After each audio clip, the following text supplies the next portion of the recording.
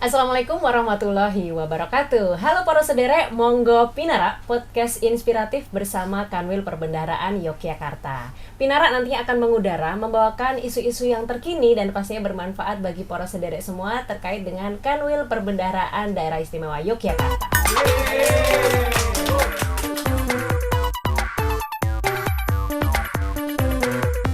Pada edisi perdana kali ini, Pinara akan mengulik ya pemberdayaan UMKM, terutama apa sih yang udah dilakukan Kanwil Perbendaharaan DIY terhadap UMKM yang ada di Yogyakarta. Nah, terkait hal itu, kita nanti akan ngobrolin tentang program unggulan Kanwil Perben DIY yaitu Caping Kang Projo. Ini luar biasa sekali ya, para sederek ya. Singkatannya adalah Caos Pendampingan Kagem Ngembangaken Potensi Ekonomi Rakyat wonten ing Kulon Progo Ngayogyakarta yang sudah dimulai sejak tahun 2020. Nah, bersama Mutia Rizky di sini sudah ada salah satu inisiator dari program unggulan Caping Kang Projo itu, yaitu adalah Mbak Erly. Halo Mbak Erly. Hai. Bagaimana kabarnya? Sehat-sehat? Alhamdulillah. Boleh diminum dulu silakan Mbak Erly. Terima kasih. Siapa tahu haus. Nanti boleh ya kalau misalnya lagi ngobrol terus haus, silakan Iya. untuk langsung diunjuk aja. Kopinya sangat menarik. Oh iya, punya saya teh karena saya nggak bisa ngopi Iya. Mbak Erly.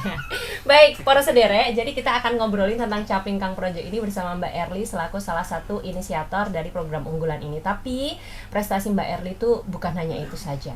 Banyak sekali, bahkan Mbak Erly sampai diajukan begitu ya Mbak Erly ya sebagai penerima Nagara Dana Rakca Kolaborasi. Itu penghargaan dari Kementerian Keuangan untuk pegawai-pegawai yang inspiratif seperti Mbak Erly ini. Contohlah Mbak Erly ya, teman-teman ya. Jangan. Oke, jangan gitu dong. Contohlah Lebih Mbak bagus, Erly. yang lebih bagus Yang lagi. lebih bagus lagi ya. Semoga Mbak Erly juga bisa menjadi lebih bagus lagi gitu ya. Baik, untuk Caping Kang Projo sendiri Mbak Erly, boleh diceritakan terlebih dahulu nih sejarahnya, kemudian mulai dari tahun berapa, kenapa dibuat Caping Kang Projo, seperti itu, monggo silakan. Nah, Caping Kang Projo itu salah satu inovasi dari Kanwil Dijen Perbendaharaan DIY, dibangun sejak 2020 2020. ketika pandemi Covid melanda. Oke, baik. Nah, sejarahnya kenapa dibentuk itu? Seperti kita tahu, kondisi perekonomian DIY itu tingkat kemiskinannya cukup tinggi. Oke. Kemudian ketimpangan antar wilayah cukup tinggi, Gini rasio cukup tinggi. Bahkan untuk Gini rasio itu tertinggi di Indonesia. Tertinggi di Indonesia. Iya. Oke. Nah, Oke, baik. salah satu sebabnya kenapa? Karena perbedaan leverage antara Jogja bagian utara dan Jogja bagian selatan. Baik. Nanti bisa kita elaborasikan lagi ya terkait itu ya Mbak Erly ya. Nah, di situ Kanwil DJPP-DIY berkomitmen untuk terjun langsung ke masyarakat sebagai wujud nyata bagi pengentasan kemiskinan di DIY. Oke, Seperti baik. Jadi itu ada sebab, ada akibat, dan ada si Caping Kang Projo ini muncul gitu ya Mbak Erly ya. Kita akan kulik lebih jauh nanti ya. Nah, tadi kan Mbak Erly sempat menyebutkan ketimpangan ya antara DIY bagian utara dan bagian selatan. Betul. Mungkin sebenarnya sudah terlihat secara kasat mata aja kelihatan gitu ya Mbak Erly ya. Tapi mungkin bisa Kelihatan dijelaskan sekali. ya, mungkin bisa dielaborasikan lagi. Mungkin ada data-data yang bisa di-share juga gitu terkait ketimpangan tersebut. Nah, jadi melanjutkan yang tadi ya, leverage ekonomi di bagian utara Jogja itu seperti di kota Jogja sama di Sleman, itu seperti kita tahu sektor unggulannya adalah sektor pariwisata dan pendidikan. Pendidikan. Di sana otomatis akan muncul sentra-sentra perekonomian baru seperti hotel, wisata, pendidikan, seperti Kos-kosan, UGM ada di gitu-gitu. sana, Iya, ya betul, kan, betul. banyak universitas di sana. Sementara di bagian sisi selatan itu relatif sektornya yang unggul itu pertanian dan penggalian, Oke. seperti Kulon Progo dan Gunung Kidul. Gunung Kidul, oke. Otomatis itu akan menimbulkan dampaknya apa? Spillover yang mereka terima itu tidak terlalu bagus dibandingkan dengan sisi utara. Seperti itu. Oke, baik. Karena memang ketimpangan itulah ya yang menyebabkan akhirnya Caping Kang Projo ini fokusnya ke jadi kemiskinannya itu lebih tinggi di daerah selatan. daerah selatan ya, Kulon Progo gitu ya ini. Oke, baik. Selain ketimpangan itu tadi ya Mbak Erly, kita mau masuk ke Caping Kang Projonya nih. Pasti kan ada tindakan konkret ya yang dilakukan oleh Kanwil DJPP DIY sebagai upaya nyata itu tadi. Nah, apa aja nih? Bagaimana inovasi Caping Kang Projo ini dilakukan Mbak Erly? Nah, jadi gini, seperti kita tahu tadi Caping Kang Projo kan dia berada di kita wujudkan di Kulon Progo. Karena apa? Kemiskinan di Kulon Progo itu tertinggi di DIY. 17,3%. Tinggi sekali kan? Baik. Nah, salah satu kebijakan pemerintah untuk mengentaskan kemiskinan itu melalui peningkatan usaha UMKM, usaha mikro, kecil dan menengah. UMKM, gitu. Nah, itu meliputi nanti akses permodalan, peningkatan kompetensi SDM, peningkatan kapasitas usaha, seperti itu. Itu salah satu upaya pemerintah dari UMKM gitu ya untuk mengentaskan kemiskinan. Baik. Nah, dari situ Caping Kang Projo berangkat nih. Apa yang dilakukan Caping Kang Projo untuk menuju targetnya? Nah, pada saat dibentuk inovasi ini, kemiskinan di Kulon Progo itu sebesar setinggi 17,3%. Bandingannya kalau sama nasional itu 9 sekian persen. Sementara DIY itu sekitar 11, sekian persen. Sehingga angka 17 itu tinggi banget hitungannya ya Mbak ya. Itu kemiskinan di Kulon Progo pada tahun itu Nje. Iya, betul sekali. Kemudian nah, dari situ kita berangkat. Kita bermaksud memberikan upaya nyata ya untuk mengentasan kemiskinan tersebut. Melalui apa? Yang pertama, sosialisasi terkait kredit program. Kredit program ada 2. Satu KUR, satu UMI. Tolong Bu jelaskan. Sebenarnya saya KUR dan UMI. Sebenarnya saya paham ya para saudara. Tapi kan ada yang lebih berwenang ya. KUR, kredit usaha rakyat. UMI, pembiayaan UMI adalah pembiayaan ultra mikro, di mana subsidinya itu diberikan oleh pemerintah melalui APBN. Kita bergerak dari situ. Baik. Kemudian kita lanjutkan dengan inisiasi kita untuk memberikan fasilitasi terkait pelatihan dan asistensi. Untuk apa? Peningkatan SDM, peningkatan kapasitas usaha, pertumbuhan usaha, seperti itu. Sampai dengan pemasaran online. Gitu. Menarik banget ya, pemasaran juga ya dibantu ya Mbak ya. Jadi agar modal yang kita gelontorkan tadi istilahnya begitu ya Mbak ya, kita pinjamkan itu tadi nggak menjadi sia-sia begitu kan. Betul. Karena setelahnya dilanjutkan dengan pelatihan, kemudian dibantu juga cara pemasaran dan sebagainya itu. Supaya mandiri mereka. Supaya mandiri, baik. Itu kan tadi dari pandemi ya Mbak ya, Caping Kang Projo itu ya. 2020. Nah, 2020 karena di situ banyak yang kolaps usahanya atau gimana Mbak? Seperti kita tahu ada pembatasan masyarakat ya waktu itu. Ya, betul. Benar-benar tidak ada kegiatan aktivitas masyarakat, tidak ada. Jadi mereka yang tadinya kelompok mereka berjualan batik, mereka benar-benar yang tidak ada penghasilan sama sekali. Baik. Kami di JPB hadir di situ. Sebagai perwakilan pemerintah. Perwakilan Kemenku juga ya di situ ya. Betul sekali. Baik. Nah, kalau bentuk kegiatan Caping Kang Projo tadi kan sudah di-spill sedikit nih sama Mbak Erly, pelatihan, pemasaran gitu ya. Namun secara umum mungkin bisa dijelaskan lagi nih konkretnya gitu Mbak, bentuk kegiatannya. Yang pertama tadi apa? Sosialisasi. Ya, terkait subsidi kita ya, pemerintah ya untuk KUR dan UMI. Kita menggandeng perbankan dan lembaga keuangan bank. Kemudian kita inisiasi untuk fasilitasi pelatihan, ada pelatihan membatik. Ini perlu dijelaskan lebih lanjut nggak? Perlu banget. Karena durasi kita masih lama. Baiklah. Dijelasin langsung ke pelatihannya. Boleh, silakan. Jadi pelatihan pertama itu kita laksanakan pelatihan membatik dan meracik warna. Karena mereka benar-benar belum bisa meracik warna itu. Mereka hanya buruh batik. Tapi usaha batiknya ini milik siapa sebelumnya nih Mbak Erly? Juragan mereka dong. Jadi memang sudah ada juragan-juragan ini, dan yang sasarannya sekarang ini adalah buruh dari juragan tersebut gitu ya? Sasaran kita adalah KUBE. KUBE itu apa? Kelompok Usaha Bersama. KUBE, Kelompok Usaha Bersama ya? Kelompok Usaha Bersama. Anggotanya siapa? Ibu-ibu rumah tangga dari kalangan prasejahtera. Oke. Satu KUBE terdiri dari 10 orang ibu-ibu. Itu ketika pandemi, kita ada pembatasan masyarakat, jadi kita cukup menjaga ya, dengan cara adalah perwakilan masing-masing KUBE itu 2 orang. Kita ada 5 KUBE yang kita bina. Per KUBE 2 orang, jadi 10 orang. Dan beberapa pihak-pihak terlibat yang kita datangkan untuk seperti itu. Jadi kita nggak sendirian kan? Betul. Maksudnya Mbak Erly ya, nanti kita kupas lagi ya siapa aja tuh yang ini ya. Tapi lanjut dulu tadi ketika ada pelatihan itu tadi Mbak Erly, yang pasti kan Kanwil DJPP terjun langsung ke situ ya, yang mendampingi pelatihannya gitu-gitu kan ya. bukan kemudian minta tolong siapa, tolong dong dilatih gitu. Jadi kenapa kita mengambil kube batik? Tepatnya di Kapanewonendah, Kulon Progo, Kelurahan Gulurejo.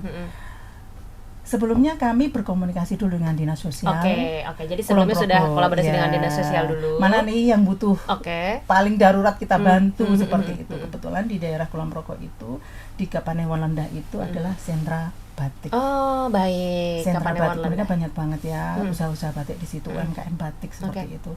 Nah, kita ambil batik seperti itu. Kemudian kita kerjasama dengan beberapa narasumber seperti itu. Jadi kolaborasinya macam-macam nih, nggak cuma sendiri kan kita. Ada Dinas Sosial, narasumbernya nih. Dinas Sosial. Kita ada lagi ya, PIP. Oh, ada PIP. Ada PIP, Pusat Investasi Pemerintah. Tadi lupa kita sebut. Iya, lupa disebut. Jadi kita juga kerjasama dengan PIP untuk subsidi UMI. Baik. Ya kan. Kemudian narasumber dari Balai Kerajinan Batik, Balai Besar Kerajinan Batik Yogyakarta untuk narasumbernya. Baik. Kemudian kita datangkan juga untuk pemasaran online tadi ada Kominfo. Ada Dinas Penanaman Modal Kulon Progo untuk perizinannya. Ada Dinas Perdagangan dan Perindustrian. Macam-macam banget kolaborasinya. Dan ada lagi yang terakhir itu cukup menarik, konten kreator. Konten kreator untuk ngajarin pemasaran digital. Online. Nanti kita akan lanjut lagi mungkin di sesi berikutnya ya, Mbak. Kita gali lebih dalam lagi pelatihannya. Mungkin bisa ditunjukkan juga nih ada foto-foto pelatihannya biar para sederek terinfo juga seperti apa sih gambarannya gitu ya, Mbak. Siap. Kita lanjut nanti di sesi kedua. Tetap di sini Pinara Podcast Inspiratif bersama Kanwil Perbendaharaan Yogyakarta.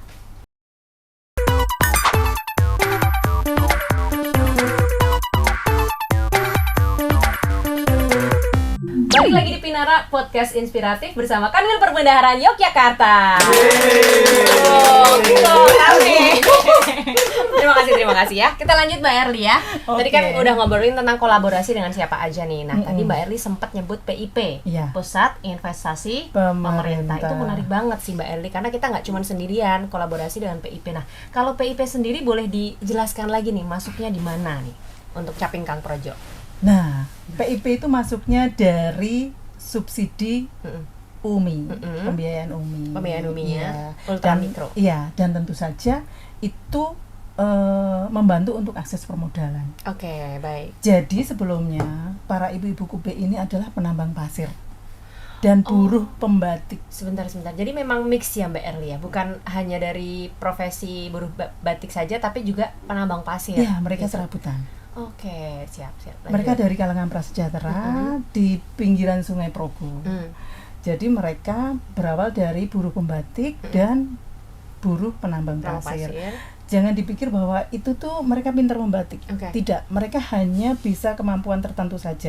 Misalnya membatik saja, menskets saja, atau mewarnai, tetapi mereka tidak tahu meracik warnanya. Nah, dengan DJPB DIY hadir, otomatis memberikan mereka peningkatan kompetensi SDM dong. Memberikan kepercayaan diri mereka dong, memotivasi diri mereka dong untuk berkarya, membuat batik lebih gitu ya Mbak Erli ya. Dengan motivasi itu otomatis mereka butuh modal dong. Dari situlah masuknya KUR dan UMI. KUR dan UMI dari PIP tadi masuknya di situ ya. Tapi PIP UMI saja atau memang UMI saja? UMI saja. Kalau dari KUR PIP itu dia perbankan. Kalau KUR dari perbankan ya. Subsidinya dari APBN.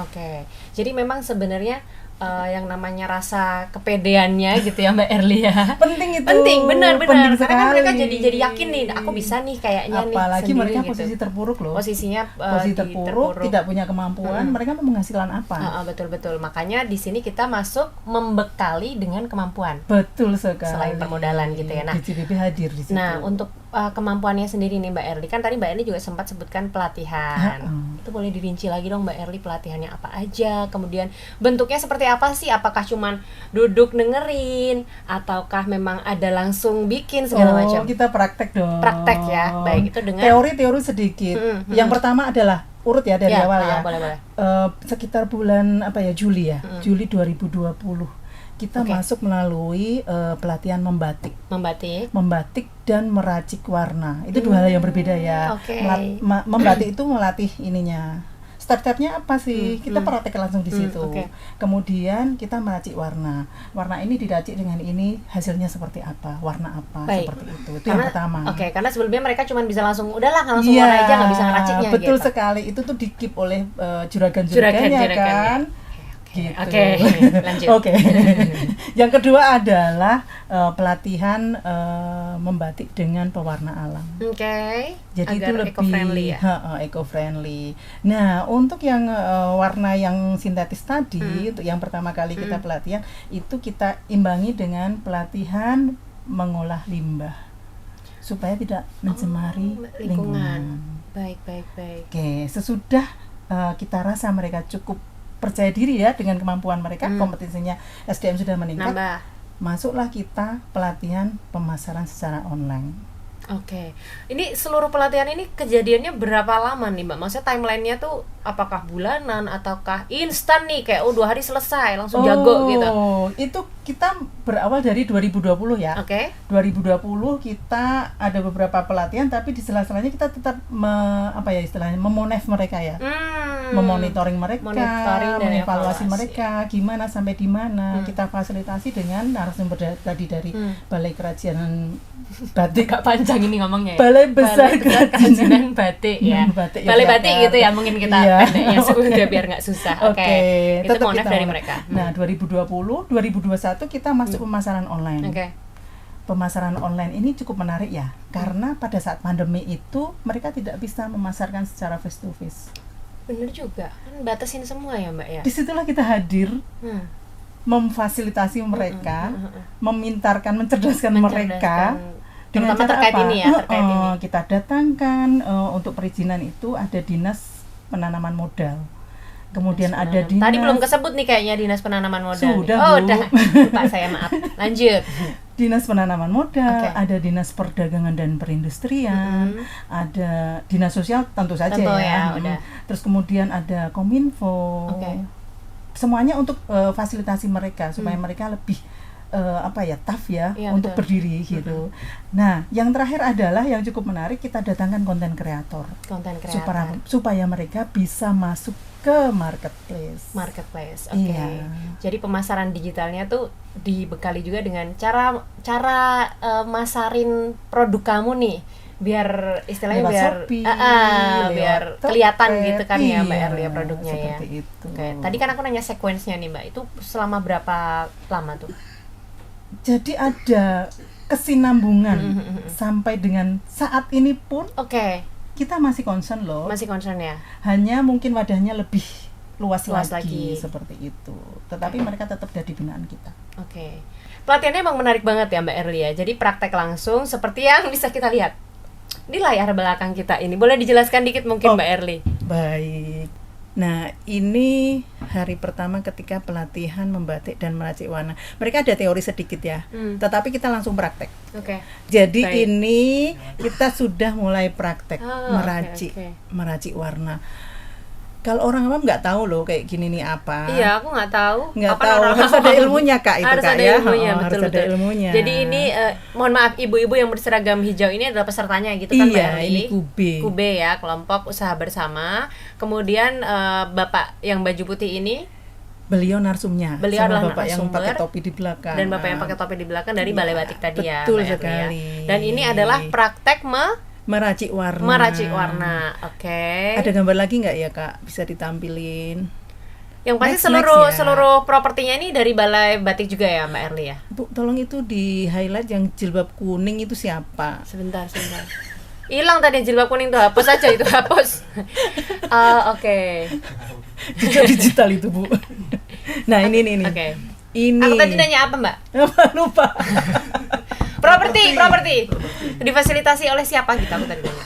Propertinya kalau untuk wadah-wadah segala macam ini sudah ada ya di sana.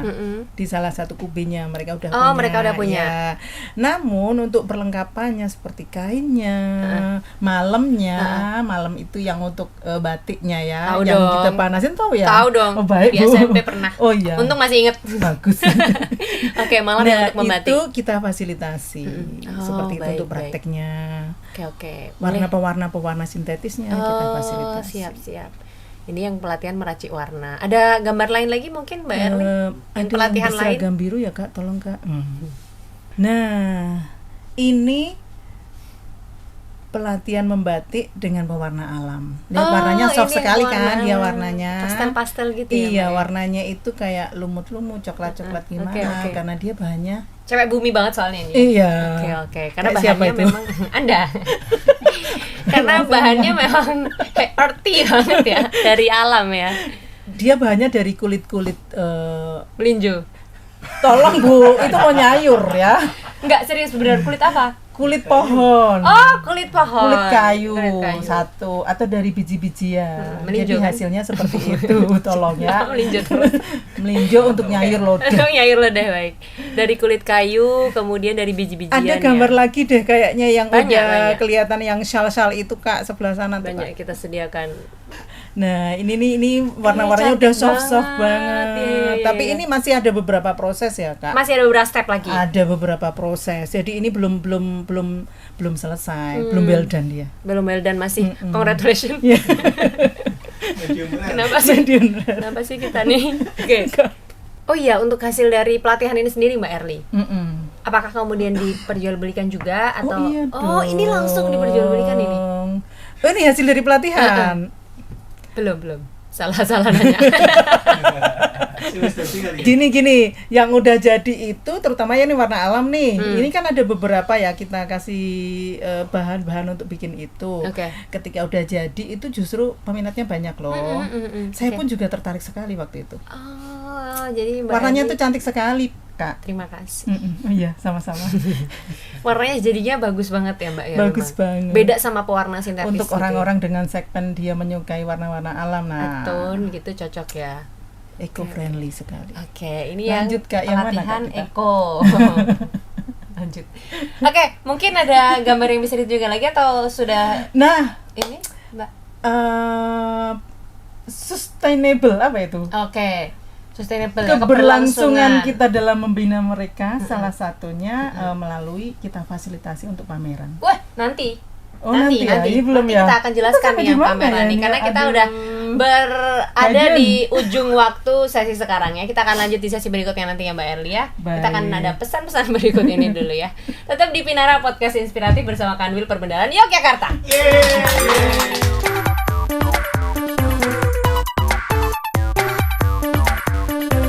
Balik lagi di Pinara Podcast Inspiratif bersama Kanwil Perbendaharaan Yogyakarta. Masih bersama Mbak Erli di sini ya, Mbak Erli ya. Ini udah saatnya kita ngomongin hasil dari Caping Kang Projo nih, Mbak ya. Oke. Nah, tadi kan Mbak Erli sempat spill tentang pernah pameran nih. Ya kan, Iya. mulai dari pelatihan, permodalan sudah dibantu sampai praktek dan ada hasilnya dan akhirnya dilakukan pameran gitu ya Mbak Erli. Nah, boleh dijelaskan lagi nih pamerannya gimana, kapan, ngapain aja gitu-gitu. Baik. Jadi sebelum ke pameran, hasil dari inovasi ini sendiri ya, peningkatan kompetensi SDM. Kompetensi SDM, Iya, kemudian peningkatan produktivitas, produktivitas, pertumbuhan usaha, usaha. kemudian keberagaman batiknya, Oh, benar. keberagaman warna batiknya, Betul. terus apa? Pemasaran online. Oke. Mereka mampu untuk memasarkan secara online. Otomatis omset meningkat dong. Betul. Tujuannya, Betul. ya kan? Uh-uh. Nah, dari situ kita juga fasilitasi mereka untuk pameran-pameran. Nah, pameran yang menurut kami cukup luar biasa ya. Ya, oke. Kami untuk peningkatan motivasi mereka itu, kepercayaan diri mereka untuk tough. untuk- Tampil.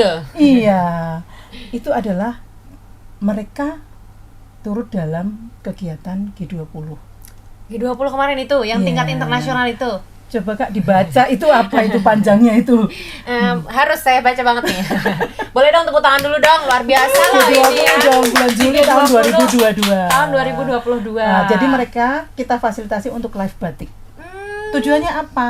Untuk edukasi para delegasi dari seluruh dunia Iya, itu iya. supaya mereka paham salah satu budaya Indonesia itu batik loh, Oke. dan mereka praktek langsung Praktek di di situ. situ. Bahkan Live batik. para delegasi sangat excited untuk nyobain. iya betul banget. Ini ada gambarnya nggak sih nanti? Boleh ya? Boleh ya Kak? Nanti kita tunjukkan gambarnya atau sekarang aja mungkin bisa nih. Nah, satu lagi Kak, Mm-mm. selain G20 ada event ASEAN Meeting. ASEAN Meeting. Itu sama-sama yang wow Levelnya banget kan. wow banget ya Iya. ini, Mbak. Jadi kita tampilkan juga live batik di situ. Sama Ada- antusias juga Iya, ya.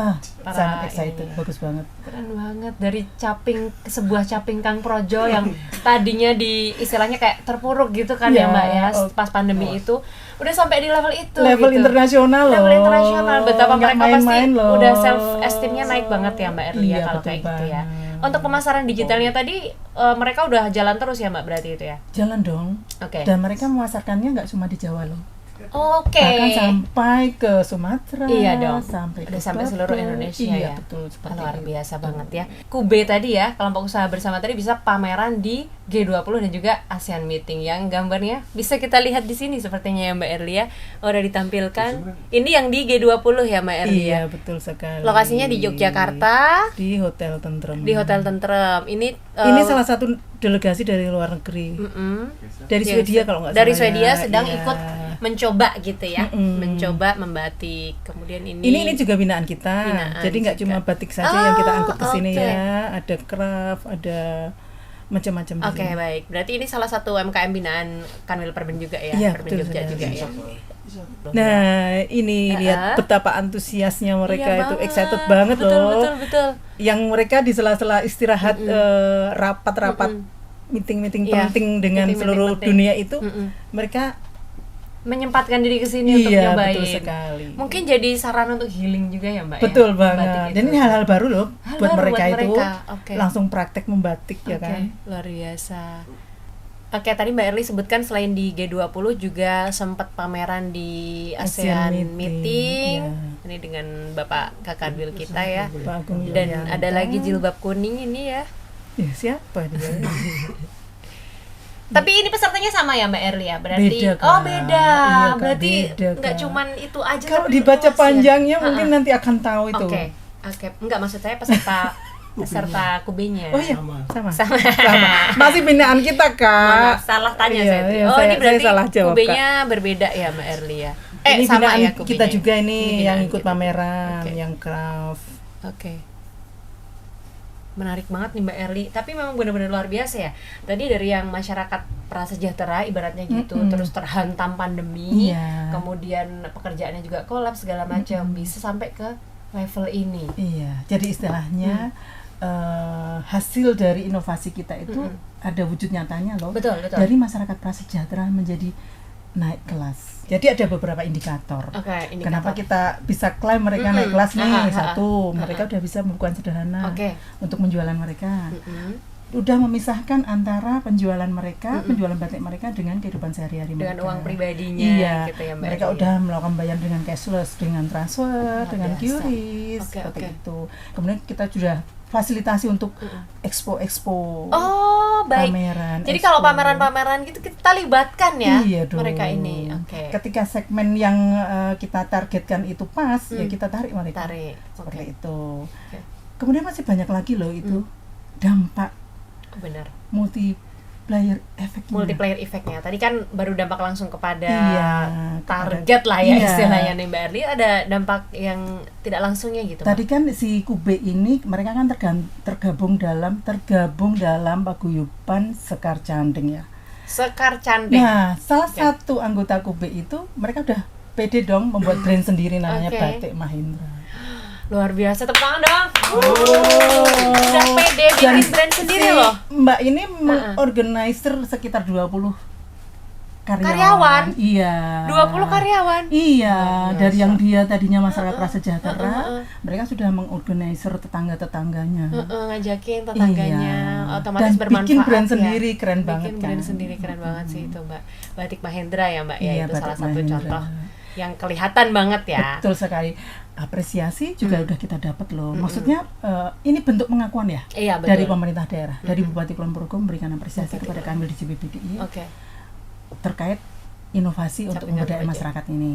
Kemudian dari dinas sosial kita juga ada apresiasi.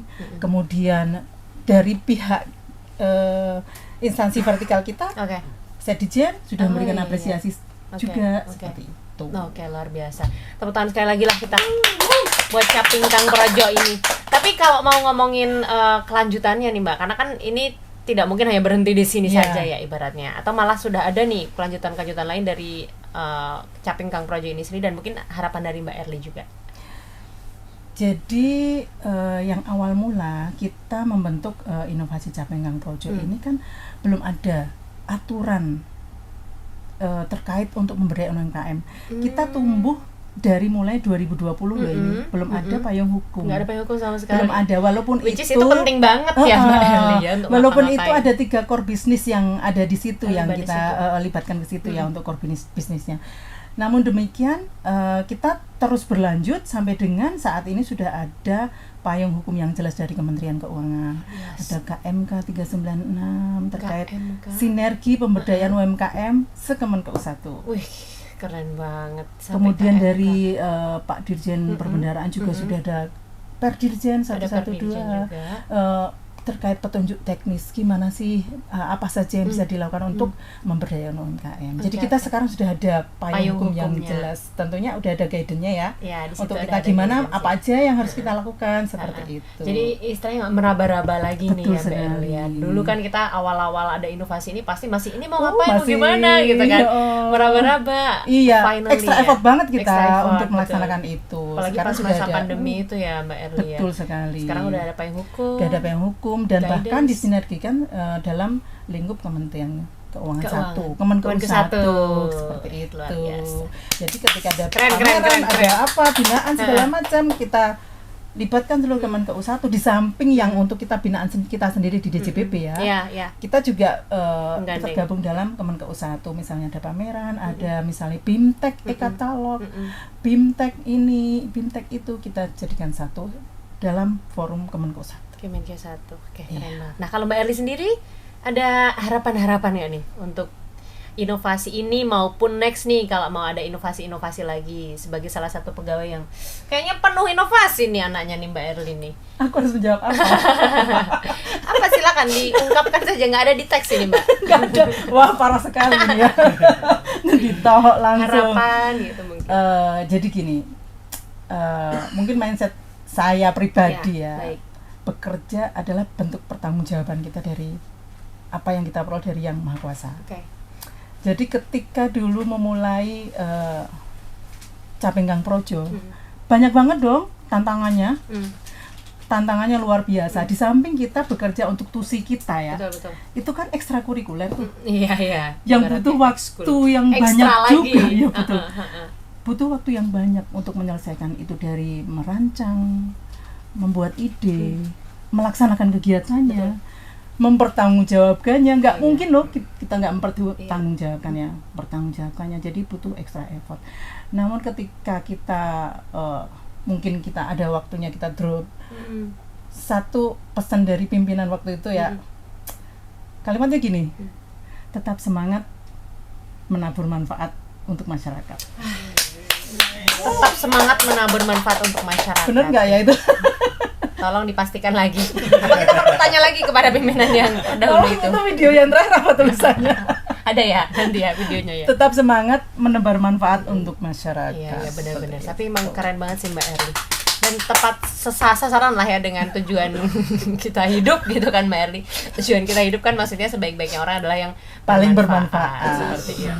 Oke, luar biasa banget ya Mbak Erli yang sudah kita obrolkan ini tadi. Ya, mungkin ada yang mau ditambahkan lagi nih Mbak Erli terkait Caping Kang Projo. Baik.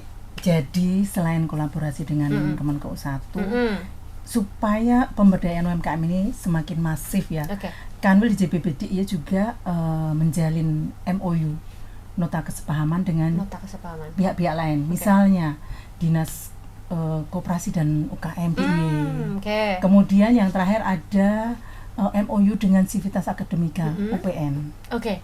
di mana salah satu kegiatannya adalah Bazar UMKM Pasar Tibankeu. Oh, kemarin kayak saya MC di situ. Ya, itu Ini dia, ternyata Kak. rangkaian ya Betul Mbak Erli ya, sekali, sampai rangkaian sekarang dari masih pemberdayaan berlanjut terus dari UMKM pemberdayaan itu, betul UMKM sekali. Pasar Tibankeu, dan pastinya kedepannya akan ada lagi dong Betul banget. untuk pameran expo dan acara seru-seru untuk Betul pemberdayaan banget. UMKM itu ya. Keren banget, luar biasa. Kita berikan tepuk tangan yuk. Baiklah, kalau seperti itu terima kasih banyak Mbak Erli ya sudah bersedia hadir di Pinarak Podcast Inspiratif bersama Kanwil Perbendaharaan Yogyakarta. Terima kasih Jangan kapok-kapok kembali. karena kayaknya bakal sering diundang. Ini ya. Masih banyak narasumber yang lain, Kak. Ya Allah. Pokoknya harus ready on call lah kalau Mbak Erli ya. Tuh, banyak narasumber di luar sana. Oke, silakan narasumber-narasumber yang mau masuk, kami akan bersedia.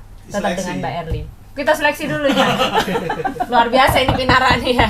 Oke, kalau gitu kita kasih applause dulu ya untuk Mbak Erli ya.